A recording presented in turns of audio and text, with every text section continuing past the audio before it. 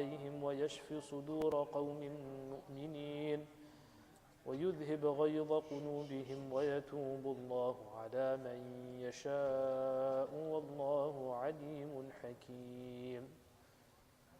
صدق الله العظيم.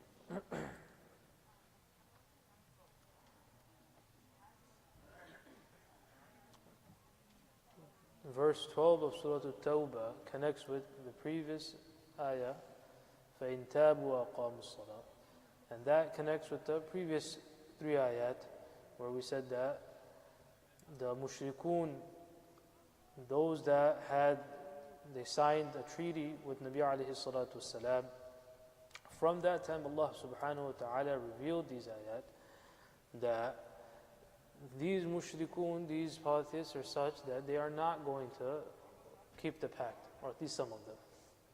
And that is what happened. The Khuza'a was the ally of Nabi alayhi salatu wasalam, the Sahaba. They were attacked, and the mushrikun took part in that. So the second part is this, that Allah subhanahu wa ta'ala in verse 12 is saying, وَإِن نَكَثُوا أَيْمَانَهُمْ, and that's what did happen. That if they breach their oath meaning their pact, oath and pact is the same thing, after making the covenant, وَطَعَنُوا فِي دِينِكُمْ, and they belittle, they revile your religion, meaning these 2 things will happen. That on the one hand, they will not keep to the terms of the treaty, they will violate it by violence, and on top of that, they will revile your religion, and they will speak ill of it, etc., etc. So if that happens, then how can the Muslim community also respond? Because they showed violence, so you respond with force as well. فَقَاتِلُوا أَئِمَّةَ الْكُفْرِ. Then you should fight these these these imams of kufr. The Quran Kareem is saying. Two things over here. One, either by virtue of leaders of al-Kufa, or it's specifically speaking about those leaders, the specific leaders of the Quraysh who were at the time of Abu Sufyan, time of Abu Jahl, etc., who were spurring the rest of the community against the Nabi of Allah subhanahu wa ta'ala and the Sahaba. So فَقَاتِلُوا أَئِمَّةَ الْكُفْرِ إِنَّهُمْ لَا أَيْمَانَ لَهُمْ إِنَّهُمْ لَا أَيْمَانَ لَهُمْ. That their words mean nothing, their oaths mean nothing to them. Why? Because they're just doing it to show something. They're not true in what they're saying. They're not loyal to their words. They're not looking for a way forward. And what's the reason? Why should you respond in this manner? لَعَلَّهُمْ يَنْتَهُونَ. The reason why the Muslim engages in these political, in these military advancements and in the political advancements is to bring khair and good, so that the kufr and the hostility, etc., that can be removed. It's not for revenge. It's not based on reasons of expansionism. It's not based on reasons of just economic expansion, etc., etc., all these other ideas people have. That is, the reason for it is لَعَلَّهُمْ يَنْتَهُونَ, so that they stop from the wrongs that they are committing. That is the reason for jihad. That's the reason for establishment of the Dawah al-Islam. That's the reason, as the Quran came, as we've mentioned multiple times, الَّذِينَ مَكَّنَّاهُمْ فِي الْأَرْضِ أَقَامُوا الصَّلَاةَ وَآتَوُا الزَّكَاةَ.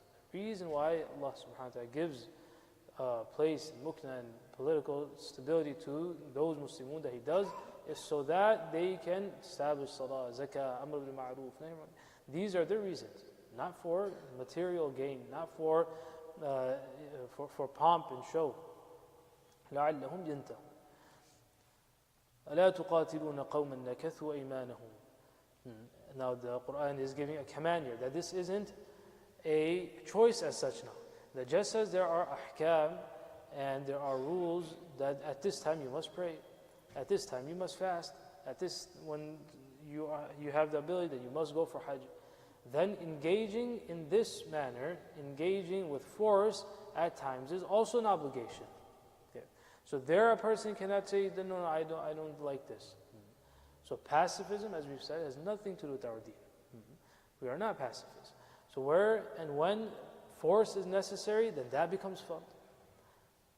When mu'ahada and having a pact is necessary, then so be it. Just as you pray salah, just as you fast, just as we do all these ibadat, when the time is such that force must be shown, then it becomes an obligation. Then it's a fard. It's a fard kifaya on the ummah then. At times it becomes fard ayn. At times it becomes fard ayn as well. أَلَا تُقَاتِلُونَ قَوْمًا نَكَثُوا أَيْمَانَهُم. That will you not go ahead and fight them? And Allah subhanahu wa ta'ala is spurring them that these are the same people هَمُّوا بِإِخْرَاجِ الرَّسُولِ, that they are the ones who planned and plotted to exile and to remove the Nabi of Allah subhanahu wa ta'ala from Makkah. And so they did try. And hence Nabi alayhi salatu wasalam made hijrah, etc. But they plotted as well. The hijrah was obviously voluntary in that sense. But they themselves were plotting this. That how can we remove Muhammad, or should we either kill him, or should we remove him, etc., etc. These plots and plans were being made against the Muslim community, against the Nabi of Allah. So the Quran Kareem, Allah subhanahu wa ta'ala is drawing the attention of the Muslim community towards these wrongs and these harms. And on top of that, وَهُمْ بَدَأُوكُمْ أَوَّلَ مَرَّةٍ, they are the ones that initiated this. They are the ones that are creating this fasad and corruption. أَتَخْشَوْنَهُمْ, there's no need for you to fear them. Do you fear them? Do you fear that this is what's going to happen? If you fear them, then the Quran is saying, then Allah is more haqq that you should fear Him.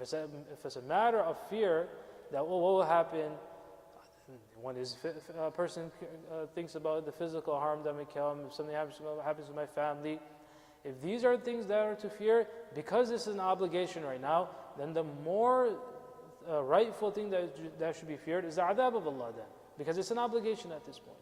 فَاللَّهُ أَحَقُّ أَن تَخْشَوْا, فَاللَّهُ أَحَقُّ أَن تَخْشَوْا, because this is the command of Allah. إِن كُنتُم مُؤْمِنِينَ, if you are true believers. قَاتِلُوهُم, you must fight them. You have to fight. This is an obligation at this point. يُعَذِّبْهُمُ اللَّهُ بِأَيْدِيكُم. So although previously, 2 ayahs ago, Allah subhanahu wa ta'ala said that the reason is لَعَلَّهُمْ يَنْتَهُونَ. It's not for revenge, right? The idea isn't just to make, it's not a personal endeavor, that because they did this, now for that sake, we're just going to do this as well. We'll respond because in the same manner. But there will obviously be the human aspect to it, that they did do this to us. They did torment us. So Allah subhanahu wa ta'ala is saying that we will create such means that Allah subhanahu wa ta'ala will appease your hearts in this manner. You do it for the sake of Allah subhanahu wa ta'ala, Allah subhanahu wa ta'ala brings such conditions and such means that will also be taken care of. But you do it for the sake of Allah subhanahu wa ta'ala. قَاتِلُوهُمْ يُعَذِّبْهُمُ اللَّهُ بِأَيْدِيكُمْ. Allah will give them adab, through your hands. وَيُخْزِهِمْ, Allah subhanahu wa ta'ala will bring disgrace to them. وَيَنْصُرْكُمْ, He will assist you. وَيَشْفِ صُدُورَ قَوْمٍ مُؤْمِنِينَ, and Allah subhanahu wa ta'ala will heal and give a coolness to the hearts of the believers as well. Obviously, as we said, there's a human aspect to it. That they did this to us, they harmed us, they reviled our religion, they revile us. So the emotions that is in a person, that cannot be removed, because that's something human. But that's part of the mujahada, that when you're engaging, you do it for the sake of Allah subhanahu wa ta'ala, not for your nafs. There's this fine line between the two, that you do it for the sake of Allah subhanahu wa ta'ala, not for your own self. But when you do it for the sake of Allah, Allah ta'ala will please you as well. Allah ta'ala will make it such that He will please you. وَيُذْهِبْ غَيْظَ قُلُوبِهِمْ, Allah subhanahu wa ta'ala will take away the deep rage from their hearts. وَيَتُوبُ اللَّهُ عَلَى مَن يَشَاءُ. In this, Allah subhanahu wa ta'ala shows there's, in English you would say, a prophecy, that this will happen, that there will be people who do tawbah as well. Those same mushrikun, they will come. Abu Sufyan himself, who was from the Immat al-Kufr, he accepted Islam, Iman upon Fath Makkah. وَيَتُوبُ اللَّهُ عَلَى مَن يَشَاءُ. Allah subhanahu wa ta'ala will accept the repentance. So this again re-emphasizes the idea that revenge is not the objective. Otherwise, then the doors of tawbah would have been closed. But the moment there's that tawbah and a person comes towards haqq and towards the right, Allah subhanahu wa ta'ala's rahmah envelops him fully. That's also the quality a person is to adopt. Right? That when someone did something wrong, both in our individual lives and as a community.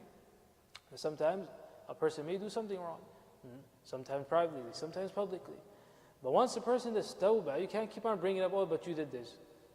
You did this, you did that. Say the same thing again and again. The social media culture, which is created, that once a person does something, for the rest of their life, there's nothing for them. That's not the usul and the principles of Islam. After tawbah, then Allah subhanahu wa ta'ala, He forgives. Who are you and I to say that this person is not forgiven?